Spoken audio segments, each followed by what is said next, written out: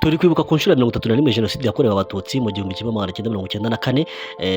Ni Jenoside yaranzwe n'ubwicanyi ndengakamere aho yadutwaye abarenga miliyoni. Reka tuze kurebera hamwe mu zimwe mu mbwirwaruhame z'abanyapolitike zakongeje Jenoside yakorewe Abatutsi mu 1994.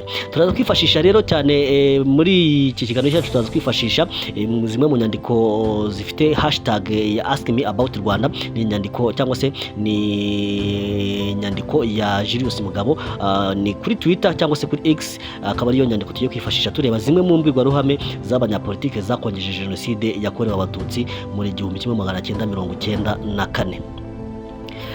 Mbere ya Jenoside yakorewe Abatutsi no mu gihe yari irimo kuba, abanyapolitiki b'icyo gihe baranzwe n'imvugo z'urwango zishishikariza Abahutu kwica Abatutsi, aho byatumye Abatutsi barenga miliyoni bahitanwa na Jenoside. Hanyuma izi mbwirwaruhame z'urwango zabaye umusingi n'intangiriro ikomeye y'amateka mabi igihugu cyacu cyanyuzemo.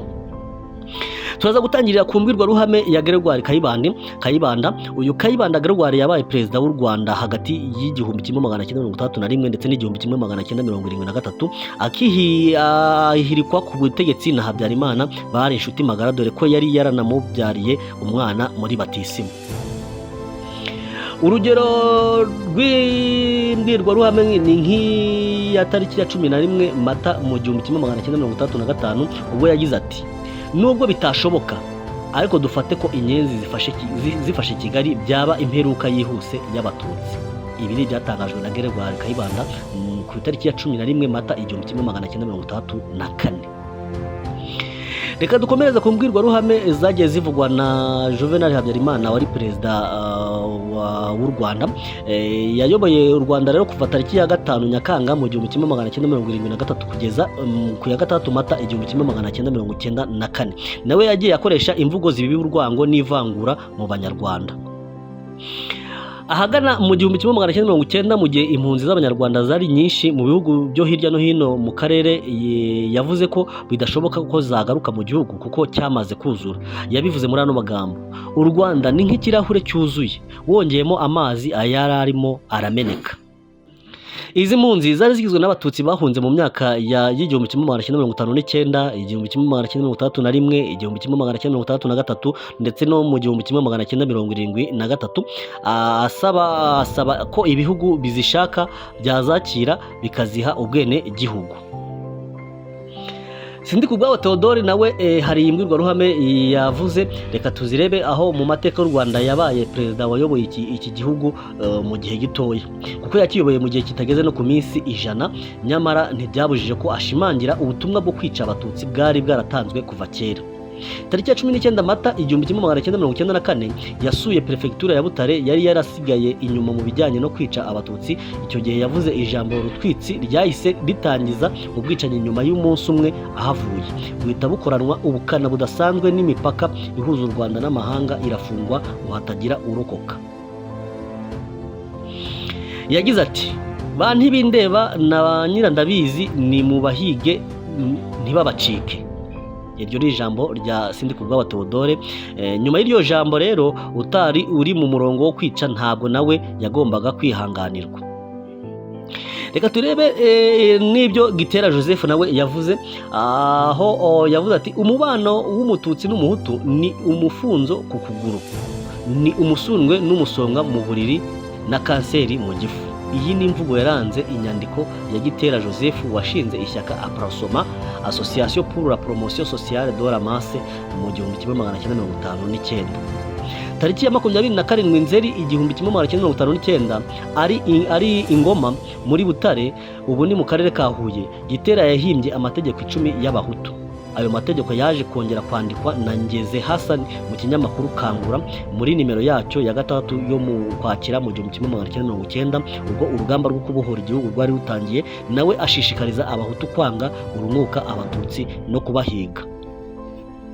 Hari nkawe yagize ati: ntuzigere wongera kwirahira Umututsi, ntuzasambane n'Abatutsikazi, kubarongora ntibibujijwe, kubajajabamo nibyo mwako. Ibi nabyo nibyagiye bitangazwa n'uyu nguyu Gitera Joseph. Reka turebe n'ibyatangajwe na Colonel Theoneste Bagosora nawe wagiye agaragaza mu mvugo zibiba urwango n'amacakubiri aho yagendaga akangurira abahutu kwica abatutsi. Bagosora yari umwe mu bavugaga rikijyana mu ngabo za Habyarimana, yabonye atanyuzwe n'inzira nziza amasezerano yarusha yaganagamo tariki ya 8 Mutarama mu 1993 ayavamo n'umujinya mwinshi, maze agira ati imishyikirano nyivuyemo, ndatashye ngiye kubategurira imperuka, icyo bita apocalypse. Reka turebe na Leo Mugesera nawe ari mu bakwirakwije urwango ndetse no kuvuga amagambo y'imbwirwaruhame ndetse amagambo y'urwango ndetse amagambo yakanguriraga abahutu kwica abatutsi. Aho Mugesera yari vice president wa MRND muri prefecture ya Gisenyi ndetse yari n'umwarimu mu yahoze ari kaminuza nkuru y'u Rwanda. Ariko kabaya muri mitingi ya MRND tariki ya 22 Ugushyingo mu 1992 yahamagariye abahutu gutsemba abatutsi, abereka n'inzira bazabinyuzamo. Aho yagize ati ndababwiza ukuri ko uwo mutinya gukata ijosi ariwe uzabatanga kuri bakata. Iri ni ijambo rya Leo Mugesera. Mugesera yakomeje agira ati mperutse kubwira umuntu wari unyiraseho ngo ni za PR, ndamubwira nti ikosa twakoze muri 59 nubwo nari umwana nuko twabaretse mugasohoka. Mubaza niba atarumvise inkuru y'abafarasha basubiye iwabo muri Israel bavuye muri Ethiopia, ambwira ko atayizi. Ntabwo uzi kumva no gusoma? Ngenda kumenyesha ko iwanyu ari muri Ethiopia, ko tuzabanyuza muri Nyabarongo mukagerayo bwangu. Ayo ni amagambo ya Leo Mugesera n'ubundi yakomezaga agenda atangaza. Reka turebe n'uwitwa Jean Kambanda yabaye minisitiri w'intebe muri guverinoma y'abatabazi, yahishuye ibanga ko hari urutonde rw'abafatwaga n'ibyitso bagombaga kwicwa n'ubutegetsi bwari buriho. Mu kiganiro yagiranye n'abantu batandukanye tariki ya 14 Gicurasi mu 1994 ubwo yasuraga kaminuza nkuru y'u Rwanda, yagize ati niba ushidikanya ko runaka ari umwanzi, baza ubutegetsi burabizi, ayo malisiti arahari. Yongeyeho ati twababwiye ko abo bazungu bashakaga gufasha FPR kuko bafite ingufu tubizi, bafite intwaro zikomeye, ko bashobora kuzana FPR bakayishyira ku butegetsi i Kigali bakayirinda, ariko nta muturage n'umwe uzayumvira. Ibyo twarabibasobanuriye tuti abaturage barayanga ku buryo bugaragara, ntabwo bazemera gutegekwa na FPR, turashaka ko babyumva. Paul Nyiramasuko nawe yabaye minisitiri w'umuryango ku butegetsi bwa Habyarimana mu gihe cya jenoside, yashishikarije abahutu kwica abatutsi ndetse abemerera ko bazajya bihemba gufata abagore n'abakobwa ku ngufu. Aho tariki ya 14 Gicurasi mu 1994 ubwo yajyanaga na Kambanda gushishikariza abahutu kwivugana abatutsi, yababajije impamvu badashishikariye gukora cyangwa se kwica. Ati ese ko mbona abanyabutare mutari mu kazi nk'aho hari icyabaye, habaye iki? Nimujye mu kazi, akazi nigakomeze.